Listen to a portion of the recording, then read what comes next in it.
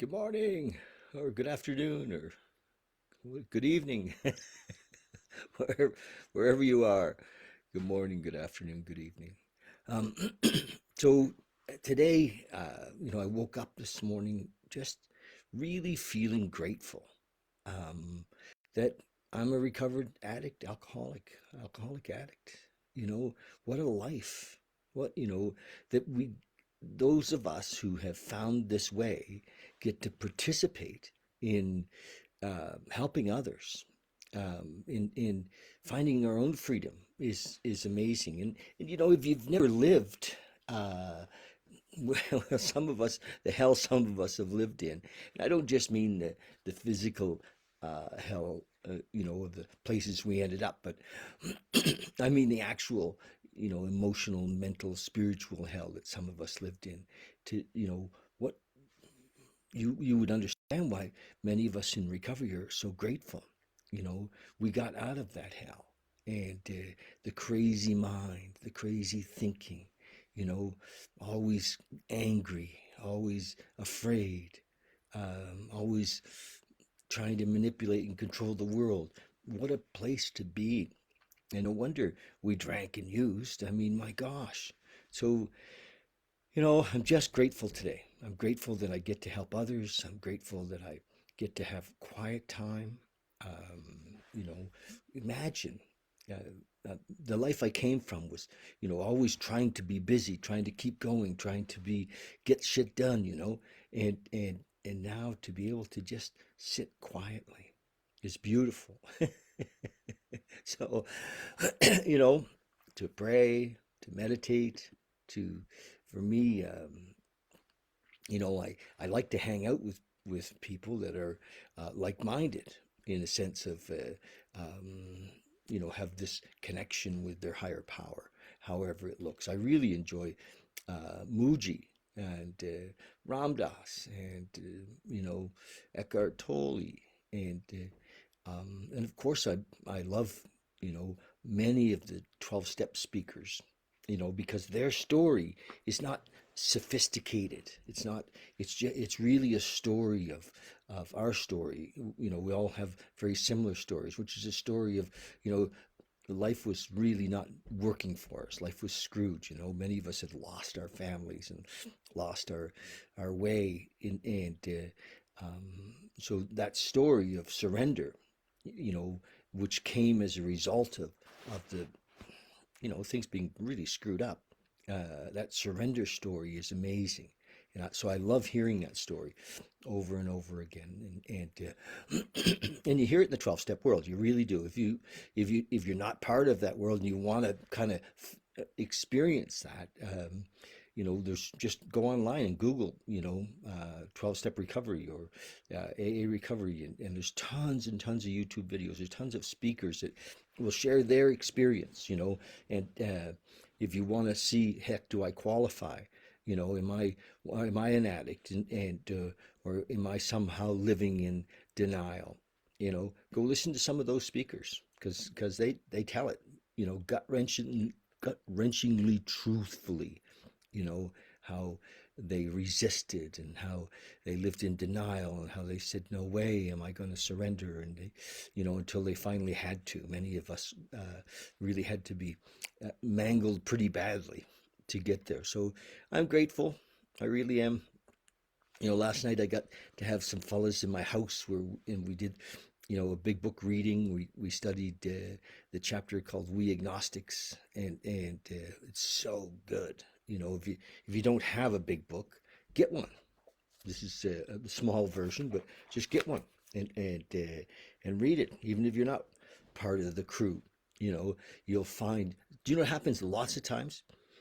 Guys come in and they're like, we're going through the work, and they're like, why doesn't everybody know this? I mean, that's often the response I hear, or from people who aren't addicts when they come to meetings and they hear the level of honesty that we have and the level of gratitude that we're living in and the level of non-judgment, unconditional love that we share with each other. They're like, why doesn't everybody have this? So the 12 steps, is just a simple program for awakening. You know, it really is. And to be free of drama and free of crisis. You know, we're not going from one crisis to the next, right? Have you, you know, if you're an addict, you know exactly what I'm talking about, you know, and things come in time, you know, it says in the We Agnostics that, you know, no one can look without finding it, you know, this relationship, this higher power relationship. And some other things have happened for me. You know, I've learned more how to look after myself, you know, how to take care of my body, how to get proper amount of sleep, you know, just things that I didn't do very well most of my life, actually. And how to, you know, exercise and all of that stuff. It's just part of being in the package, you know, and looking after ourselves and being you know, self-sustaining in a way. You know, we're here to look after each other, but we're also here to look after ourselves. So in a way of so that we can be of more service, really. And so it's a beautiful thing. Um, that's kind of my story. I'm grateful to be in recovery. Boom, boom. That's it. And if you know it's something that's up for you, you want to talk about it, I'm here. We can talk about it. So we're April the 26th. I think it's a full moon this April. And I'm still reading from this little book, the 24-hour day book. It was published in 1954. And I think I have like 4 or 5 days left. And then I've done this for 1 year. And which is, you know, in a way, it's kind of an accomplishment. It happened one day at a time, just like recovery does. You know, we in one of the little techniques, I guess, that we use in the 12-step world is we break things down into smaller packages, you know, 1 day or 1 hour or 1 minute, you know, or just the now, be here now. And so one day at a time, we've been reading this book since the 1st of May last year. It's kind of crazy. I just started doing it because, you know, people were going through a lot of you know, uncomfortable. There was a lot of fear around the pandemic and stuff, and so I just thought I would do this, you know, because we all thought it was going to be over in a couple of weeks, right? And thought, well, I'll do this for a little while and just see how it goes. And hey, Cody, love you, brother. I see you there. And so anyway, so I started to read this, like I said, and here we are a year later, and we're still kind of grounded. Are we all grounded? Do you know what it's been for me? It's been a retreat. I've treated it like a retreat. I thought, wow, what an opportunity to go deep, you know, and so it's been beautiful for me this last year. So I just want to share with you that we're going to, I'll read this and then we're going to have a little short meditation. I've been doing this for several months, the meditation part, and people seem to like it. And very short, like 3, 4 minutes. Okay. Okay. April 26th, thought for the day. The 12-step program is one of submission, release, and action. Submission, release, and action. When we're drinking, we're submitting to the power greater than ourselves, which was the drugs or the alcohol. Our self-will are no use against the power of the drugs and the alcohol. We recognize that. That's where we all get to if we're an addict, is that we get to this, like, there's no way we can quit on our own. And you know what I'm talking about. You know, it's like, holy shit, we've done everything we could. And I quit. I was a great quitter. I really was. I was a super quitter. I just couldn't stay quit. And so I needed some power greater than me to you know, lift me out of this hole that I was in. And that's, you know, I had to finally surrender that I could not with my own will quit. That's what it says here. When we were drinking, we're submitting to the power greater than ourselves, alcohol. Our self-will is no use against the power of the drink. One drink and we're sunk. In the 12-step world, we stop submitting to the power of the drug or the alcohol. Instead, we submit to a power also greater than ourselves, which we call God. And you can call it whatever you want. In the book, in the chapter, We Agnostics, if you read that chapter, Bill, in that chapter, I think, has like 5 different concepts for the same for God, so you can call it whatever you want: universal intelligence, the Father of light. There's a lot of, that's the beautiful thing about the 12 steps, is it's not, we don't have a, this is the way. Believe any way that you want, and find your way. Mine, in the beginning, I just want to share with you, and this is many years ago, but the concept that I was able to relate to and kind of grasp and feel very early in my recovery was God the Father. Because I was a young father, and I just recognized that God the Father worked for me, and as a concept, whatever it says in the book, however our beginning is, as long as there's willingness to find some sort of a higher power that we can lean on. And this idea of God doesn't make too hard terms with us in the beginning, for sure. So, meditation for the day: ceaseless activity is not God's plan for your life. Oh, that's what I was just talking about. Ceaseless activity is not God's plan for your life. Time of withdrawal. Well, we've had a year.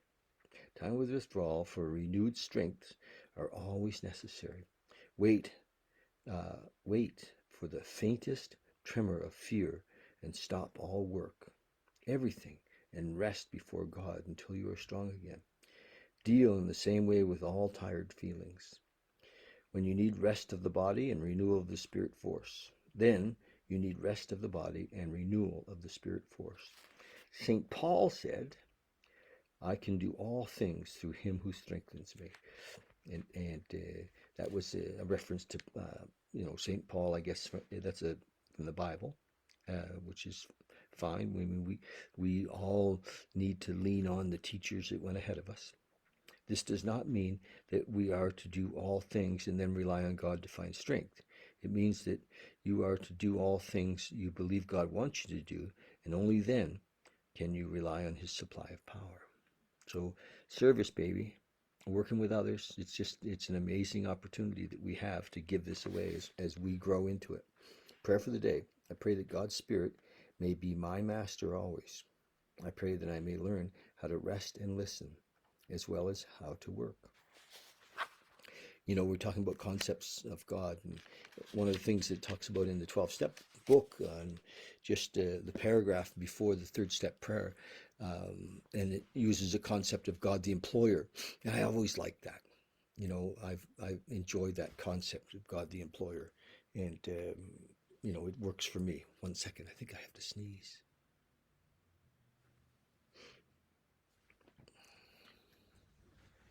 Not gonna do it. All right. So there we go. Yeah, God the employer. So I check in every day. I say, okay, big guy, put me to work. Put me in, coach. I'm ready to play. And that works for me. I love that idea, that concept. So we're gonna sit for a minute, like literally 3-4 minutes. That's it. Join me if you will. I'd love it if you could. We're just gonna, find that quiet space inside. And this is a good practice. In 3 minutes, anybody can do, right? So just join me for 3 minutes. Close your eyes. Hopefully you're in a safe, comfortable place. If you're driving, please pull over. And just come into the breath. Breath brings us into the moment. Use your breath. Use your body as well. Bring your attention to your body, to your feet, to your legs, to your knees. Bring your attention into your hips. And use that to bring yourself into this moment.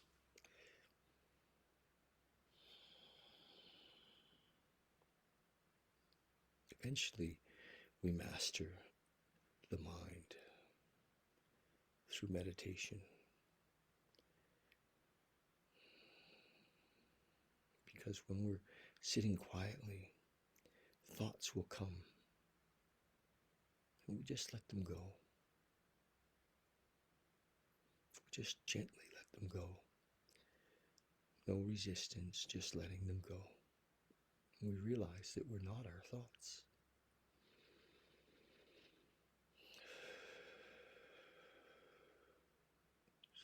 shoulders relax, your jaw relax. Feel the tension roll out of your body.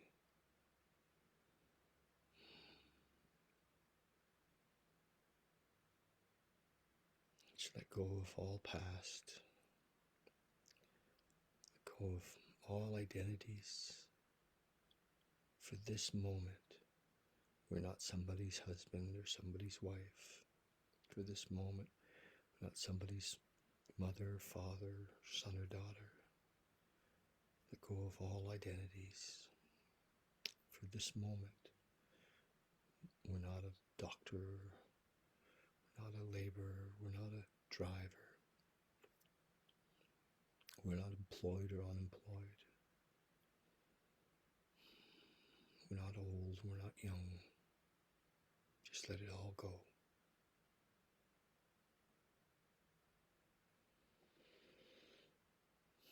In this moment, there's no future. There's nothing coming. There's no next. There's no past. There's no future. There's just now. Be here now.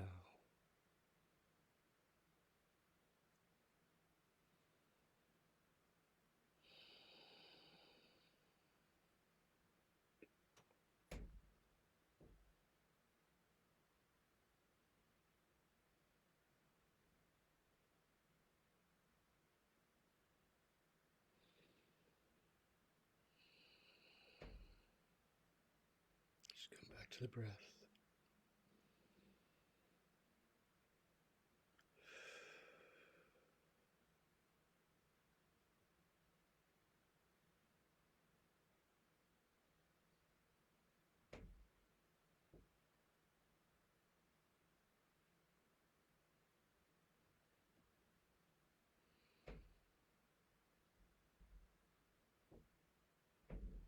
As we finish, just remember to give thanks. Thank you for this gift of knowing the moment, knowing God, knowing consciousness, becoming aware, becoming conscious, finding freedom, discovering who we really are. Just give thanks for that.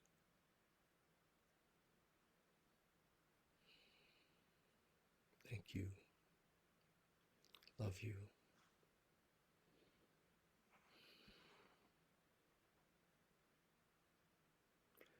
Love you, love you.